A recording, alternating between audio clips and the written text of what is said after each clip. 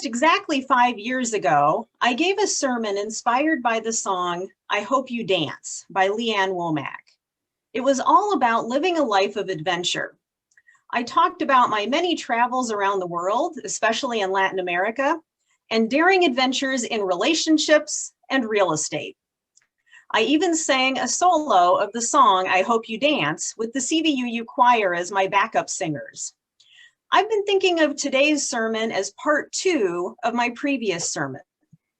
Even during a pandemic, I'm still the kind of person who likes to go exploring, take the path less traveled, and have adventures.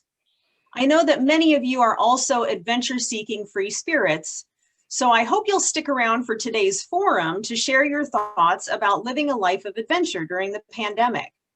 For those of you who aren't adventure seekers, this sermon and the forum are also for you. When I told my partner, Tom, who is not nearly as adventurous as I am, what I plan to talk about today, and that I wanted to include a Hobbit reference, he suggested that another name for my sermon could be Never Leave the Shire. Many of us are very fond of our 7th UU principle, which is about respect for the interdependent web of existence. Typical ways to experience the 7th principle include getting outside in nature and traveling. During the pandemic, you can still explore your connection with nature, and instead of taking big trips, you can take smaller local outings. Last spring, summer, and fall, I took great pleasure in getting outside and discovering local parks, lakes, and bike trails. Sometimes I explored alone, sometimes with my mom, and sometimes with a couple of biking girlfriends who I've been riding with a lot for the last few years. Taking the path less traveled is particularly a great idea during a pandemic. On walking outings, I discovered Greenbelt Lake for the first time, and I rediscovered Lost Lake near Hartman Reserve when I realized others were looking for it. I also took the path less traveled by walking the grassy trails near Big Woods Lake instead of the main trails. On my biking outings, I quickly found that I really enjoyed riding the bike trails less traveled. The ones downtown, the main trails became very congested. So I explored the trail from Shell Rock to Bristow with my biking girlfriends, and we discovered a really fabulous campground park near Allison. I found trails that were new to me in Waverly, which are shorter but more scenic than the main Reedland Trail. I rode the Calamar to Cresco Trail for the first time with one of my girlfriends. And the most exciting biking adventure of all was when my 2 biking girlfriends and I discovered that the Page Trail now goes all the way from Center Point to Solon. And we heard that with just a short jaunt on the road with a wide shoulder, we could get from Solon all the way to Iowa City. So we are already looking forward to that adventure next summer. Starting late last summer, my mom and I did regular outdoor local outings together.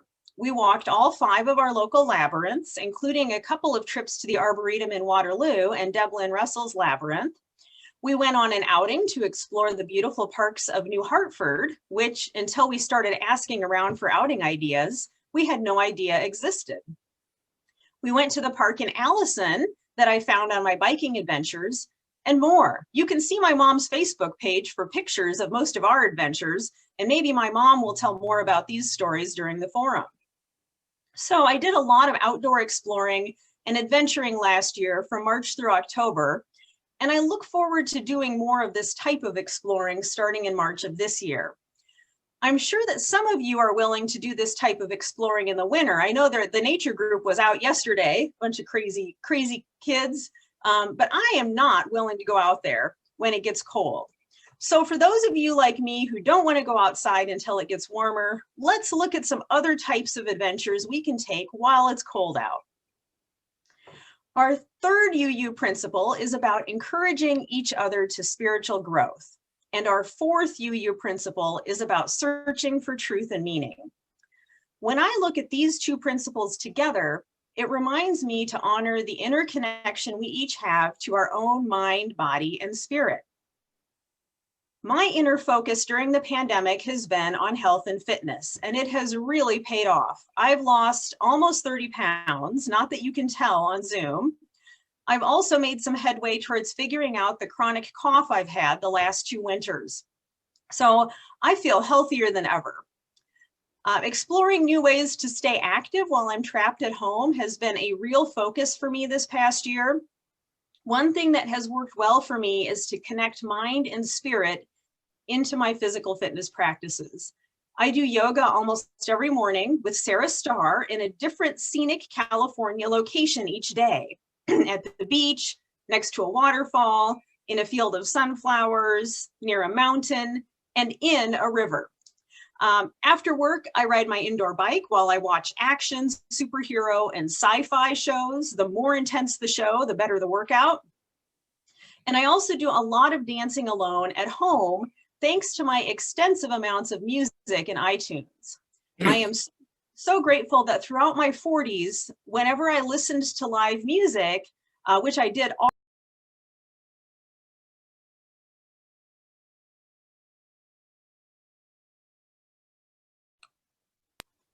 I was just muted for some reason, sorry. Let me get back to my train of thought here.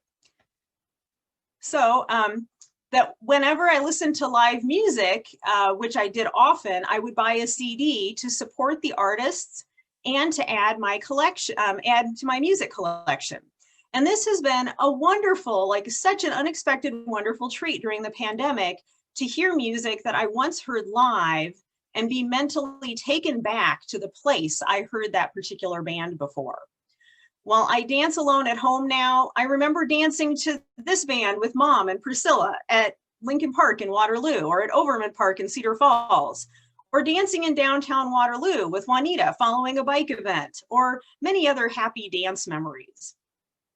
I also love cooking and trying new recipes to eat food that's healthy and tastes great. In order to stop snacking and drinking alcohol in the evenings, I started a tea habit this winter, which I need a drink of right now. And I've had fun exploring a variety of different teas. Throat coat tea is highly recommended. That's great for sore throats like I chronically have. Just don't drink too much. Sorry, that wasn't part of the script. Okay, so my goal was to come up with my top 10 favorite teas, which I'm still working on. So I've come up with a pretty solid list already. So if you want to know my tea recommendations, I've asked Kat to send a list, a link to my list so far in the chat, and you can add your own suggestions to the list if you are a tea drinker and there's anything you have I don't already have on there. All right. I also started a health and fitness group at the CVUU. And one fun thing in that for me is that I realized I could invite my friend Maureen from Iowa City to join because, hey, we're on Zoom, you know, she can join us from Iowa City. And in addition to my health and fitness adventure, there are, I wanted to share some ideas I've tried myself or heard from other UUs. So you might share more about these if they apply to you, or find out more about some of these during the forum. So you could learn a new language or an instrument, or practice one you already know. You could take up a new hobby, like playing with trains or baking pies. You could sort through old pictures, journals, and travel memorabilia and reminisce about the good and also the not so great times. The other day, I was looking through my pictures to find a travel photo to save as my desktop background. And I found a photo of a business trip I took almost exactly a year before the pandemic in March of 2019.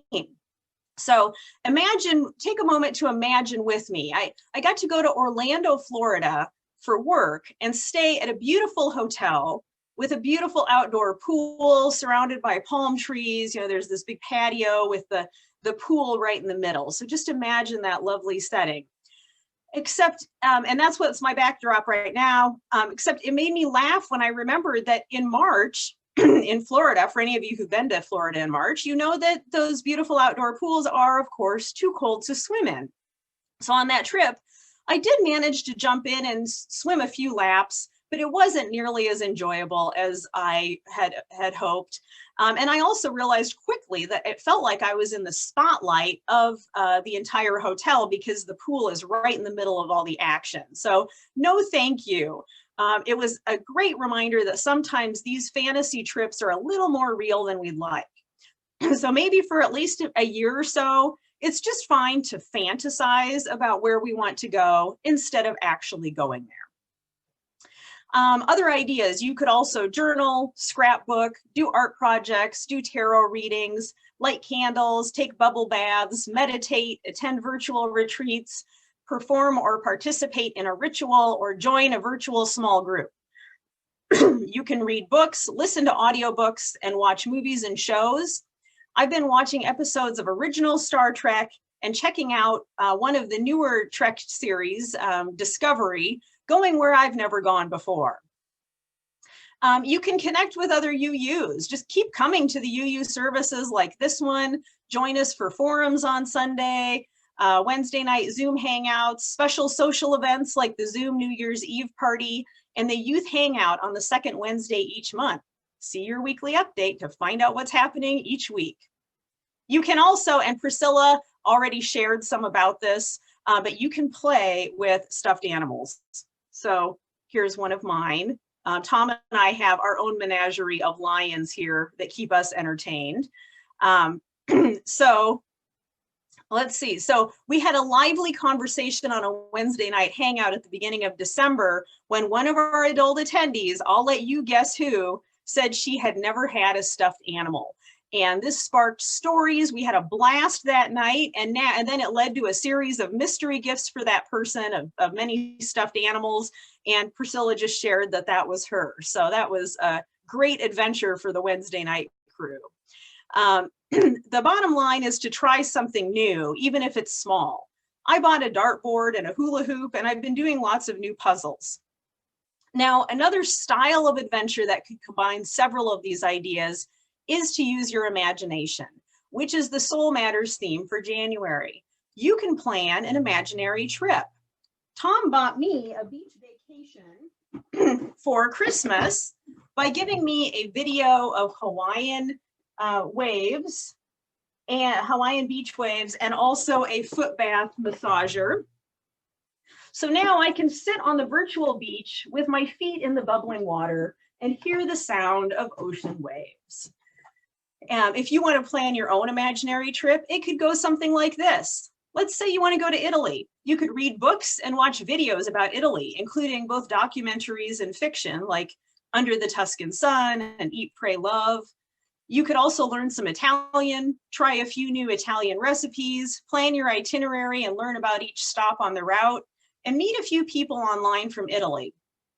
At the end of the pandemic, you'll be all set to take the best trip ever, or maybe you'll decide you've experienced Italy so fully that you don't even need to go there after all. Last but not least, I'd like to talk about one more type of adventure, which is that of being of service.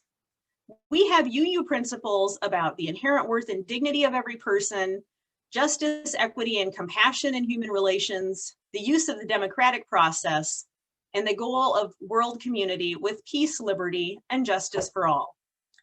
I know that many of you are involved with social justice work that reaches beyond the CVUU, and I greatly appreciate that this is one of your chosen adventures. The election last fall was certainly an adventure for all of us. My personal social justice focus has been my work for the CVUU, which has definitely been an adventure for me the last few years, as I've been your CVUU president for almost 3 years now. And I have 6 months left, so the countdown is on. Since I've never been in the military, I would have to say that this has been the toughest job I've ever loved. It has been a lot of work, but it has been an honor to serve as your president, and it has been a very rewarding experience. Here are just a few ways that being your CVUU president has been an adventure. I get special one-on-one time with Pastor Emma every month, except this month because she is on study leave. I get to work closely with our excellent board members and council and committee leads and Kat and Jess. I get the inside scoop on almost everything going on at the CBUU. I get to share my thoughts front and center every month, since the President's newsletter article goes on the front page of that CBUU newsletter, thanks to Jerry. And sometimes I get to make executive decisions, and sometimes I get thank you cards or words of gratitude from others. Most importantly, though, I feel like I'm making a significant difference at the CBUU, which I like to think ripples out to the Cedar Valley and beyond. And I've had many opportunities for spiritual growth and would like to think that I've grown as a person during the last 3 years. I'm also involved at the CBUU in ways that go beyond my presidency. I host web events for a living, but I had never hosted anything in Zoom until last year. So my adventures at the CBUU this past year included helping us figure out how to get our services on Zoom, hosting our first few Zoom services, hosting many other meetings in Zoom, and hosting our New Year's Eve party in Zoom last week. I also helped get several new small groups started this fall. I recorded a video for our religious education program about imagination. I sang a couple of songs for the Christmas Eve service, and I prepared for and gave this sermon. And speaking of that Christmas Eve service, talk about the adventure of being of service. Huge shout out to Jess, Kat, Emma, Mary Kay, Carolyn, Ken, and David for that, and all the performers for that amazing service that we had on Christmas Eve. It was stellar, above and beyond. I'll wrap up with a few favorite sayings that seem appropriate for adventure during the pandemic. First, a question we often asked on family vacations, especially when adversity struck. Are we having fun yet? Then, an answer that I learned on RAGBRAI, the great bike ride across Iowa. If you're not having fun, lower your expectations. Some words of wisdom from Sheryl Crow's song, Soak Up the Sun. It's not having what you want, it's wanting what you've got. And a concept from Buddhist teachings, not a direct quote, just a concept. Life isn't just about positive experiences, it's about experiences. Here's looking forward to a year full of adventures and experiences in 2021.